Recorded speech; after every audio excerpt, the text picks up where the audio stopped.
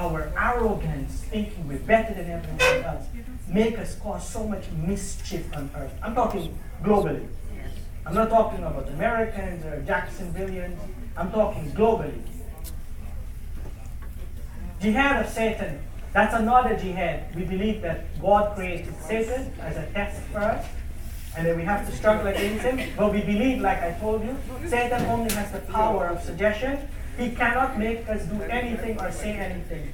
And our greatest weapon in resisting him is the same weapons in which we resist our own egos. Why? Because he uses our egos against us. This is our philosophy as Muslims. When Satan comes and whispers, he tries to utilize your ego against you. As Muslims, we believe in resisting. We believe in resisting any oppression. So I know Christian doctrine teaches you that if someone hits you on one face, you turn the other cheek. Isn't that so? In Islam, we don't do that. We believe we're more like Americans than you are in that, right? Yeah. You know Americans, you don't mess with Americans. You mess with America, you hit one cheek, the only cheek they're going to turn is yours, red. Yeah. And you'll be happy if they stop with the cheek. Yeah. Quran told us to stand up. And the reason why, we believe you must resist any temptation by anyone who tries to stop our religious freedom, take our lives, land, or property. So as Muslims, we see these things as sacred for us and for everyone else. We would not trample upon people's religious freedom, but we would not allow them to do that to us. Nor our lives, nor land, nor properties. Those who do this and claim to be Muslims are not practicing Islam. And the rest of the Muslims condemn them. If one believes in something, one must be willing and prepared to defend it. If you really believe in something, you must defend it. Isn't that so? Otherwise, people will roll over you, they will trample over you, and then soon you would cease to exist. And the Quran teaches that while you're resisting, don't wrong them. Just stop them. Are you following? That's the ending part of the verse. Allah does not love those who transgress. Jihad from within our own groups. Here as Americans, if you don't mind, the brothers in the Musalla, please give me an extra 5 minutes. Don't call it that. Some of the greatest oppositions to one faith come from within. Those who wish to distort your true beliefs. We believe this is very prevalent with us as Muslims. There are people from within who claim to be Muslims that distort the beliefs of Islam and the image of Islam, and we must resist them. We believe that there are those in the world today, those who attempt to make us think that all non-Muslims are our enemies. There are some of the Muslims who would love for all the Muslims to think that non-Muslims are your enemies. And this is not true. Islam does not teach us this. And we do not believe that. And I'm speaking on behalf of more than 99.9% of the Muslims in the world today. We do not see people as enemies. We see people as different.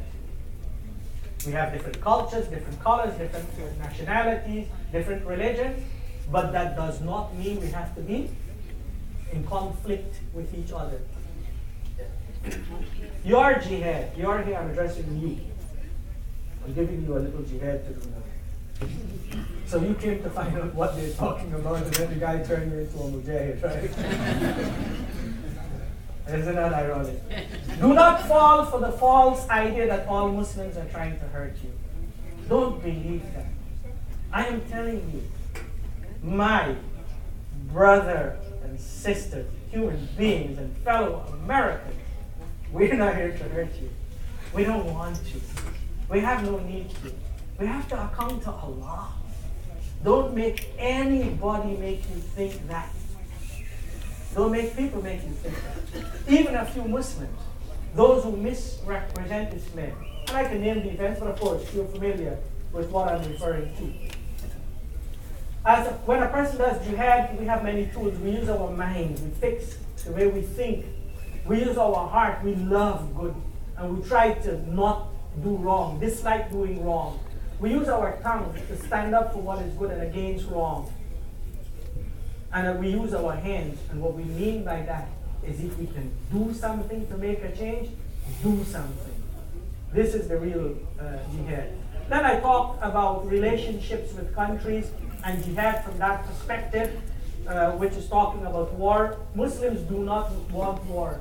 We see nations in two groups, what we call Darul Ahad, countries that we have covenants and peace treaties with them, and we support justice with them and humanitarian efforts. We encourage trade and tourism and education and everything else that is good for humanity. There are countries that is at war with an Islamic country. Then that country, we have been commanded as Muslims to strive for peace. God says in Quran, if they wish for peace, accept it and put your trust in God. We don't want to be at war with the world. And those people, those fools who think that they represent Islam and implement Islam, they want to make the world enemy. Whereas Islam teaches to be at peace with people. There is no point in us on this earth fighting with each other all the time. If we can have peace, let's have peace. And even when there is war, war must be declared. And you must have a clear objective. And what I'm telling you about here is very detailed in Islamic teachings, but I'm summarizing it for you. And we have rules of engagement that we follow. It is not killing anyone you want. We value life. I want to read this slide very quickly because we have to stop for prayer. It's only permissible for a person to take life in 3 cases: during battle, in the battlefield, or in self-defense if someone is trying to hurt you or kill you and you stop them, or by the means of the justice system. Every other life is protected and seen as infinitely valuable. Wrongfully taking a life is one of the major sins in Islam. As Muslims, we think one of the worst sins you can commit is taking someone's life wrongfully. Some people who claim that the Quran teaches Muslims to kill all non-Muslims, some people claim all the verses that they use to prove this are within the context of war. They're talking about you defending yourself. We practice Islam the way we understand it. What I mean by that, nobody should come and take my book and interpret it for me. We interpret it for ourselves. We don't understand that. We do not believe, and I can prove this to you verse by verse that they take, and show you our interpretation of Muslims, that we do not believe we have to go out killing people. We just defend ourselves and we defend our nation, our country. We practice Islam the way we understand it, not the way someone else interprets the text. I just want to leave you with a few thoughts that as people we need to make sure we don't do jihad if it's not needed.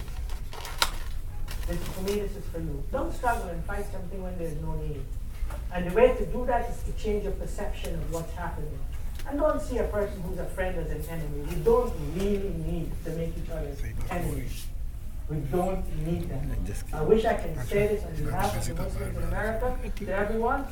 Muslims do not want to be your enemy. We are not your enemy. You are our neighbors, you are our friends, you are our co-workers, you are our classmates, some of you relatives. We don't need enemies out there. We can live together. You can be Christians, you can be Jews, or you can be Buddhists, or you can be whatever religion, or even atheists. We don't mind that. A person has personal choice in his religion. We just want to be allowed to be Muslims also. And our practice of Islam brings only good to people and no harm to anyone else. Do not wrong anyone. Fight your own self. Let the fight be from within. If you conquer that, you will conquer all other battles. Also, we make sure that we stand up for justice. That when jihad is needed, that we do it. And what I mean by this, when we see social injustices, we stand up. I'm encouraging you and myself that collectively together, we stand up for justice to people who are being wronged. That we don't sit back as if we didn't notice anything. That's where we do our jihad. Are you following me? Yes. That's where we put our energy. Collectively, together. So the line should not be drawn between Muslims and non-Muslims, or Christians and non-Christians, or Americans and non-Americans. What would make the world a better place is when we draw the line between those who stand up for justice, those who have hearts, those whose hearts are filled with compassion, and those who do not, we stand up against them. Yes. And we just want to bring them over that line. Make them join us. And this basically is my presentation. Thank you very much.